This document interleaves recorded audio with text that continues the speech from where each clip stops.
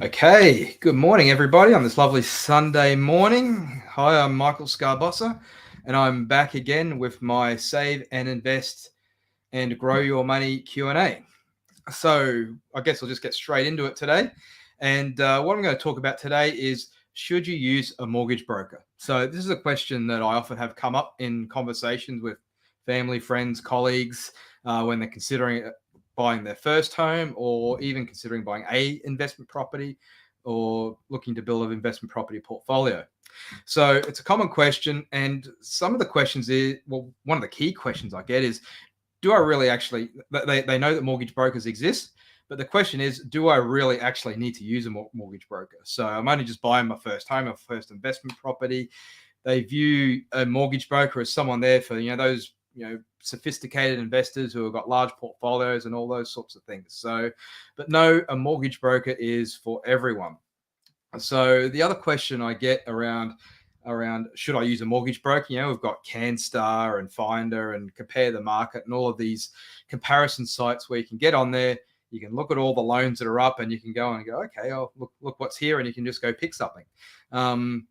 But ultimately, what a mortgage broker does is they do all of that hard work for you, and they're professionals in the game to do it as well. There are a lot of factors to consider when considering getting a loan and a mortgage, and many things that you probably even haven't thought of. Though a mortgage broker, they deal with these things day in, day out. It's their job. They're professionals. What they do is find loans for people, and the right loan for the right for your requirements and your right situation at the time. But just to give you an idea on some of those things that need to be considered, just if you think you're going to DIY this yourself, just consider these things and how much knowledge you have around some of these elements, like the loan to value ratio of what your loan's going to be to the value of the property. So, for instance, if you're going to buy a $500,000 property with a 10% deposit, which means you need to borrow $450,000, that loan to value ratio is 90%. Now, that 90% loan to value ratio means many things for lenders. Okay, so you'll get much different deals to an 80 or 70% loan to value loan than what you'll get for a 90. There are a lot of factors to consider here, and lenders will give you different deals for different elements. The other thing is debt servicing ratio. Well, what is that? Well, that's how much a lender will allow you to borrow compared on your income and your liabilities. So that's something that you really need to consider. Usually, these days, lenders will go to 6, even 7 times your income, but it depends on your current situation around all of your liabilities, other loans, current loans, credit cards, your credit score, if that's in good shape or not. So that's another factor to consider. If you already have some rental property, they will consider your rental income, but they won't consider all of it. Most lenders will only consider 50 to 80% of that rental income. So that's another thing to watch out for. You know, it makes it really hard to use the comparison sites when you start talking about all these factors. Go on, have a look, and see if you can decipher some of this. It's not so easy to do. And particularly, if you're growing an investment portfolio and you've already got 1 or 2 properties and looking to get more, then there are a lot of this comes into play as well on the makeup of your portfolio and how other lenders view your situation, including your portfolio. So working with a mortgage broker who really understands your financial position around everything and what you're trying to achieve from your investment portfolio, they'll make sure they select the best loans for you to make sure you can continue to grow your portfolio. So anyway, just what I'll do is like I usually like to do. I'm here just to connect everyone with the things that I've learned, the tools that I use, all of the free websites out there. I'm not here to be your guru about everything. There's lots of free stuff there. I'm just here merely being the messenger and passing on what I've learned and what I continue to learn. So for the rest of this session, I'm going to log into the Australian government's moneysmart.gov.au website, and I'm going to talk a bit more about, let's say, Mortgage Broker 101 to just take you through a bit more detail about what mortgage brokers do, how do you find one, what you should do before you meet them, the sorts of questions you should ask your mortgage broker, the things you should provide your mortgage broker, the things your mortgage broker should provide you, and all of these different factors. So I'll use this website because it's actually pretty good, and I'll run through it. I'll use it as a run sheet, so you guys as well can use this as a tool to guide yourselves when considering getting a mortgage or finding a mortgage broker. And I've got a whole bunch of other comments and learnings to add as I go through this as well. It's not on the website, so I'll just share that website now, and we'll get into it. So just hang on a moment. I'll just share my screen.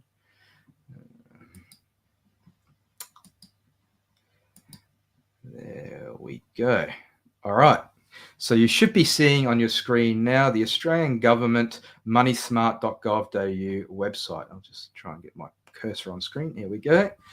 There we go, moneysmart.gov.au. And I'll put this particular link here, as we can see. I'll stick that in the comments after this video, so you can click on it and go straight there.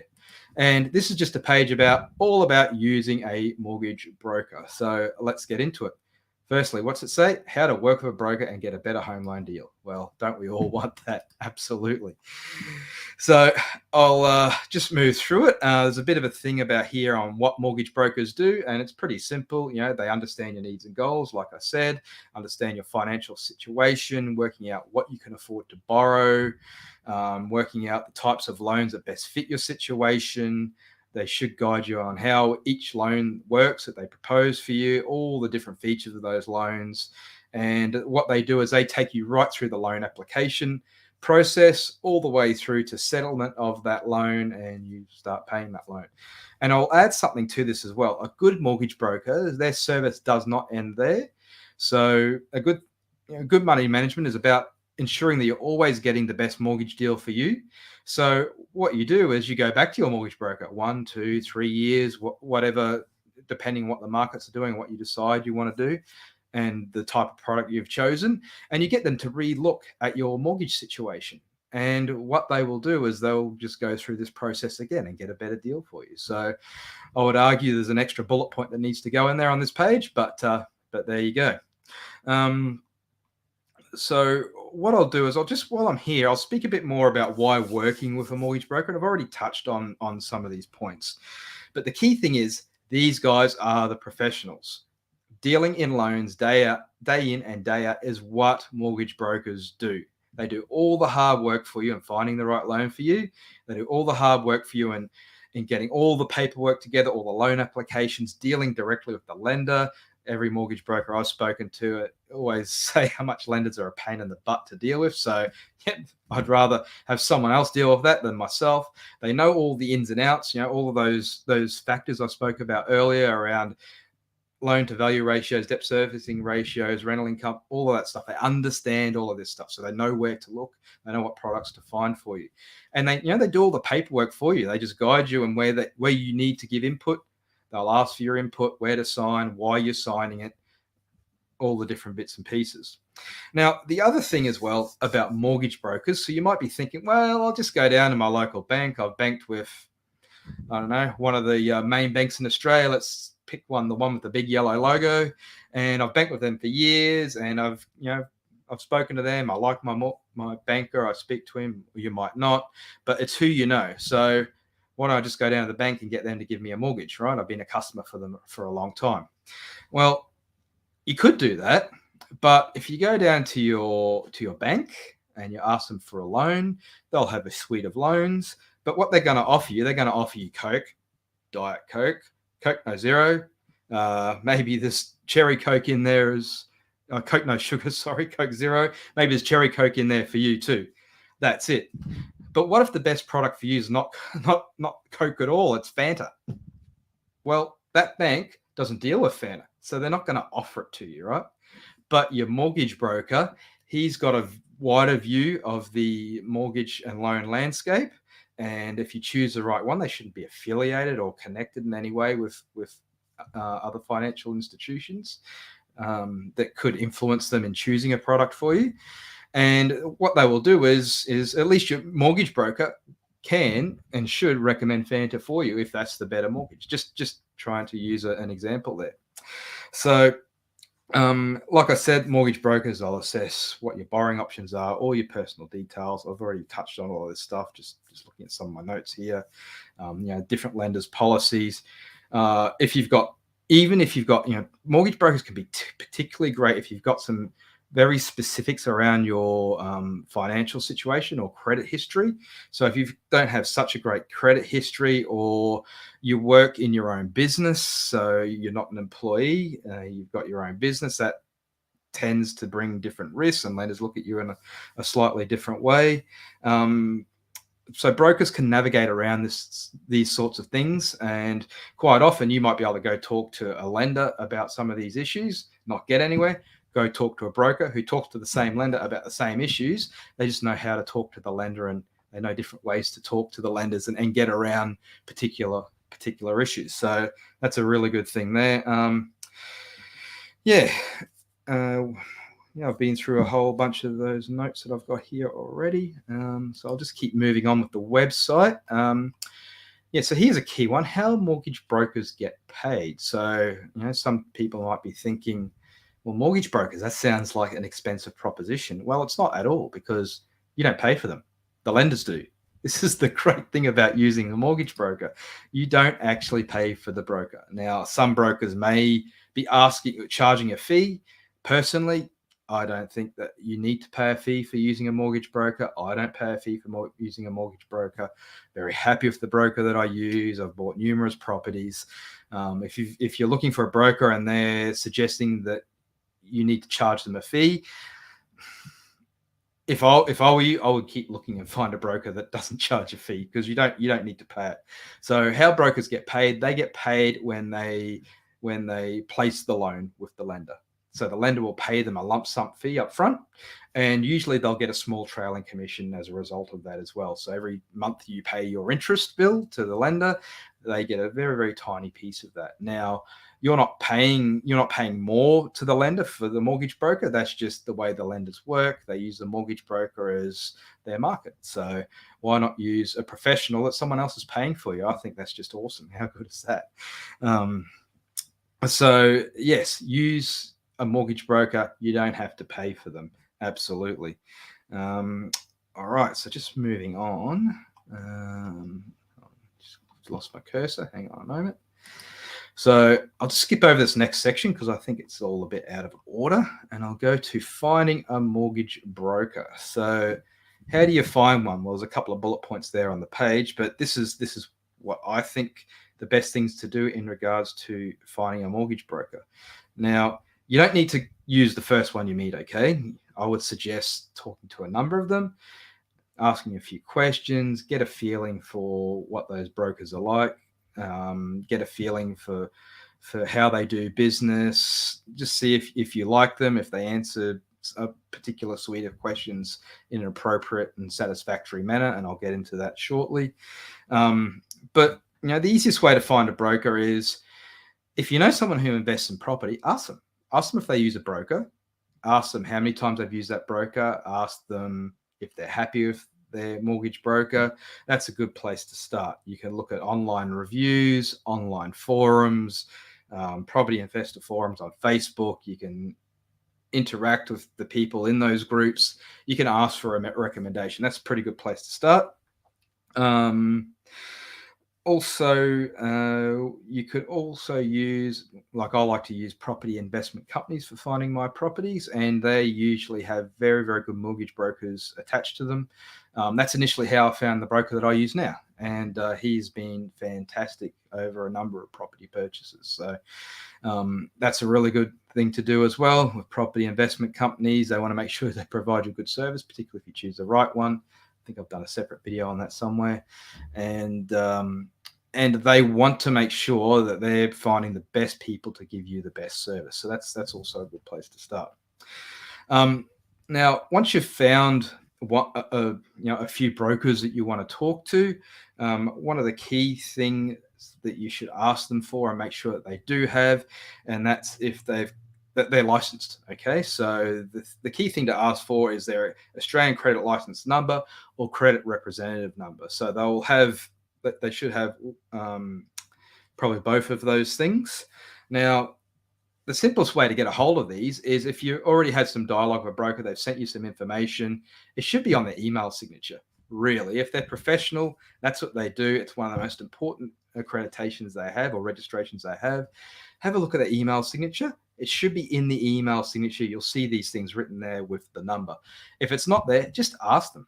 They should have it, absolutely. And well, they have to have it. And you can search the ASIC professional registers to make sure that they do have this number. So just let me see. There's a link here, I think. Where is it? Oh, here we go.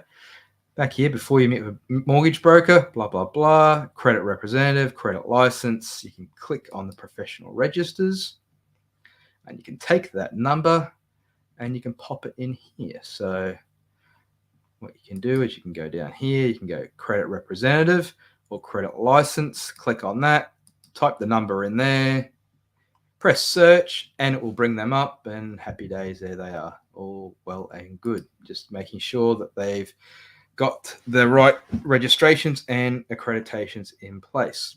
Now I've just jumped back to this part of the website here, checking if they're licensed, good. Consider your must-haves and nice-to-haves. It says here, before you meet with a broker, for you to work that out. Now, a lot of us probably don't know what that means in regards to loans or what we really want, or if we think we want something, what that actually means from a financial perspective or a loan perspective. If you've got a really good broker that you've hooked up with, they will go through this with you. They will give you a long list of questions. Like my broker's list it's about 3 A4 pages, a whole bunch of questions of nice to haves, must haves, that sort of thing. It's all about different features around loans, your lifestyle, a whole bunch of stuff. Now, if the broker is really good, you don't have to worry about this before you meet with them. They'll bring up that list and they'll run through that with you, and they'll explain to you. You can say yes or no, or you might not know if the answer is yes or no, and you just ask them. Ask them what the impacts of saying yes or no is, and making sure that you're not saying that you must have something that you don't really need, and then that takes a few lending options that you could consider out of the way, and you don't want to do that. If you don't want to necessarily knock out a lending option that could be very good for you if you don't really need a particular feature. So, but your broker should talk through all of that with you in a lot of detail if they're very, very good. Now, I'll just go back down to here, meeting with a mortgage broker. Here, bring your list of must-haves and nice-to-haves. Like I said, they'll take you through that. I don't think you should worry too much about that beforehand. This is the bit that I do like. Questions to ask your mortgage broker. So this is actually a very, very good list of questions. So these are all the sorts of questions I asked when I first met my current mortgage broker. So you can see here, do you offer loans from a range of different lenders? What sort of lenders? What kind of lenders? This is really good. You know, ultimately, brokers should be, a good broker will be working with a panel of lenders of about 20 to 30. Now, a broker won't compare the whole market. There are hundreds and hundreds, probably thousands of loan products out there. It's too broad for them to compare everything, but they will generally work with quite a wide panel of lenders, usually around 20 to 30, maybe even up to 40. And it gives you a pretty good, breadth of the lending market. So you can actually get a pretty good deal. Now, if you're going to go and DIY this and go and use the comparison sites, you're going to sit down and compare 20 to 30 lenders. I probably don't think you would. I know I certainly wouldn't. That sounds like a lot of work. And do you really know what you're comparing in the first place? So let them do the hard work. They're in this space all of the time. How do you get paid for the advice you're giving me? Well, when they come up with their credit proposal, that will be clearly indicated on what they're getting paid by the lender and getting paid by the lender. Like I said before, I don't believe you need to be paying mortgage brokers a fee. They're getting paid by the lender. They'll take you through all the details of why they've recommended the loan to you, because they will recommend a loan, why it's in your best interests. Now, with any of this stuff, remember, they're the expert. You're probably the novice in this space. So no question is a dumb question, right? The lender is paying this service for you. Ultimately, you're paying it through your interest charges, really indirectly, but it's a service. Ask all the questions. Use it as an education session. Ask. Don't be afraid to ask your broker a lot of questions. If there's anything you're unsure about or don't know, ask them. Get them to explain it. Use this to educate yourself and really get to understand loans, because that's how you can be better in the future around loans. Then they'll take you through all the fees in regards to loans. And quite often I look at this. Sometimes loans might have a lot of annual fees, but the interest rate might be lower. So you've got to then, work out, okay, what's the best option for you and around that. All the different features of the loan. I always like to have an offset account. I don't need it for every loan. I tend to run one offset account, but it can be quite handy to have an offset account on loans and just leave a little bit of money there in case you've got some a number of expenses all hitting at once in regards to your investment property, and you just like to run with a little bit of buffer around paying your rates and utility bills and things like that, so you don't get caught out if your working cash flow is quite tight in regards to investment properties. And also they'll talk about lender's mortgage insurance. I've spoken about that in previous videos. You need that if your loan to value is 80% or above. So, all right. What other extra questions did I have? Oh, the other questions I like to have about a mortgage broker is, particularly being a property investor, is do they own investment property themselves? My broker does and continues to invest in property. So it's usually a pretty good indicator that they're going to really understand your needs as a property investor, if you're investing in property, and the makeup of your portfolio and future loans and all of that sort of thing when you want to go and do more purchases in the future. So that's a pretty good indicator. They know what they're doing, hopefully.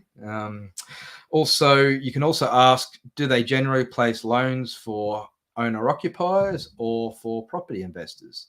So you probably, if you're just buying your own home loan, then it's probably fine if they do a lot of just home loan placement. If you're investing in property, if you probably want to hear that they do the majority of their work around investment property loan placement. So just those types of things. The other big question that you must ask is about their ownership structure. So ask them if they're affiliated with any particular lending institutions in the industry. And the reason for that is like, be wary of a broker claims that they can provide special access to certain banks, because that means they have a specific relationship with that bank, and it may mean that they have a bias on placing more loans with particular lenders rather than having an unbiased approach across a larger panel. So that's just something you just want to be a little bit careful of. A really good broker won't be influenced by their ownership structure, or if they don't have an ownership structure that's influenced by other institutions, and they'll recommend a wide range of loans from across the market. Now, just to explain this in a bit more detail, I'll just use an example, which if you're in Australia, Aussie Home Loans, most of us have probably heard of the organization Aussie Home Loans. They're a pretty big sort of mortgage broking company here in Australia. They appear to be an independent body. What I can tell you is that they're actually owned by the Commonwealth Bank of Australia. And you've just got to be very careful about that, because I've read some information that suggests that that they tend to funnel some of their business back to the Commonwealth Bank. Now, I don't know if that's completely independent or not, but it's something just to consider and have a think about that. So, and sometimes they use white label loans as well, so it doesn't look like it's from a big bank, but it's labeled differently and it's still going back to the same place. So just be aware of that ownership structure. It could influence in how they place and choose loans for you. Now, in working with a broker, you're going to need to provide a broker with a fair bit of information And so this is probably the hardest work you will need to do in working with a broker. And they basically need to understand your current situation. So they should provide you a document to fill out all of the details that they need to be able to place a loan for you. So they'll give you a document. It'll ask for your general details, your name, address, date of birth, residency status, driver's license number, things like that. Your employment going back 3 years, lenders like to know that. All your current assets. So if you own a property, your bank accounts, any shares you might own or a share portfolio, your superannuation, balance, home contents, value, cars, anything and everything that's considered an asset. Of course, then all of your liabilities, if you already have a home loan or investment loans, personal loans, car loans, credit cards, etc., etc. And of course, a breakdown of your living expenses. So this is where it's good to have good habits or great awareness around your spending habits with where your money goes every month. So because you're going to need to provide them details on what you spend on utilities, so power, water, your insurances, food, transport, medical and health, clothes, media, education, if you've got kids in school, or maybe some self-education there as well. And of course, we all like to have a bit of fun. So they'll be asking, what you tend to spend on recreation and entertainment and that sort of thing as well. So once you've provided all that, they will come back with a written quote for you. So it'll usually be a preliminary credit assessment and a product recommendation. So they'll come back with usually 2 or 3 different loans, line them up side by side, and just confirm some of the elements you've already provided them. And that'll be a document that you'll sit down with the broker and talk through it. And they'll talk through the different loans, the different options, comparing the packages, and helping you choose which is the right loan for you. And they'll usually have one that they recommend already anyway. So once you agree with that, they'll then send you a credit proposal, which then details all of that, all the details around the loan that they're going to go and place that application with the lender with, and the details that you already spoke about. So check the 2 documents, make sure that they still match and there's nothing that's been accidentally changed or transposed or whatever. So just quickly check that, make sure that's okay. And they will then go and place that application with the lender. So by law, they have to provide you a credit proposal and they have to provide you a credit guide. So those are the 2 documents that you'll definitely get from your broker. But like I said, make sure that you ask all the questions around those products and really understand what they're recommending, understand all the features of the loans and what that actually means. And of course, you can also do a bit of your own due diligence. Go onto the comparison websites, have a look, pick a loan out. Say, hey, I found this loan. Ring them up. I found this loan. I see it's a bit lower in interest, this, that. Send them the details. Go, hey, can you tell me why this hasn't been considered? And they should have no problem in explaining that to you. And they usually have some really good reasons on why that particular loan looks good, but then there's some considerations that you haven't thought of that your broker has thought of in your place, or some restrictions around that loan that aren't apparent when you're having a look at it. So, but a good broker, just in wrapping all of this up, I know I've said a lot today about mortgage broking. Take this video, go back and have a re-listen of it. But I'll just here we go, getting a written quote. Then that's the end of the site. So I'll just stop sharing that for now. Come back on screen with you guys. All right. So a good broker will be patient with you. They'll be happy to answer all of your questions. They'll be happy to take the time to explain things. So remember, you're the novice and they are the professionals. No question is a silly question. Use them. They are a resource for you, right? They are earning a commission from placing your mortgage. Use them. Get your money's worth, even though the lender is paying for that. A good broker won't be pushy. They won't be, and they'll be very responsive. Like, for instance, my mortgage broker, if I contact him, I need to talk to him about something.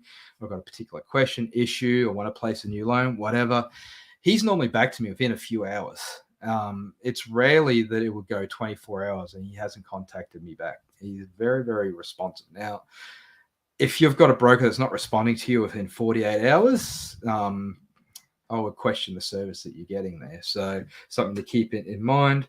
And they won't be pushy. They won't be trying to push you down a path unless your property settlement is approaching and you need to get your loan application sorted out. Then they will be pushy. Okay, so if you're within 4 to 6 weeks of your property settling and you still don't have your application approved, your broker's going to be pushy. It doesn't matter who they are. And if they're not, they bloody well should be, because you don't want to get to the day of settling on your property and not have a loan in place to settle for the funds transaction.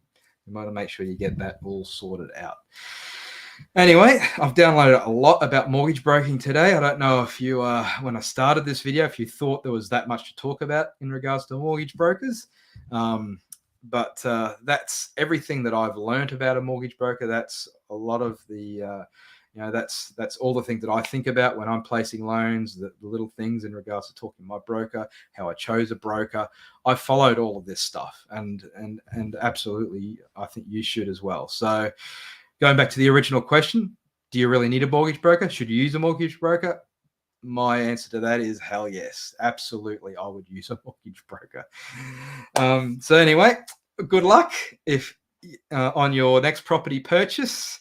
And that's it from me today, and I will see you at next week's Q&A next Sunday morning.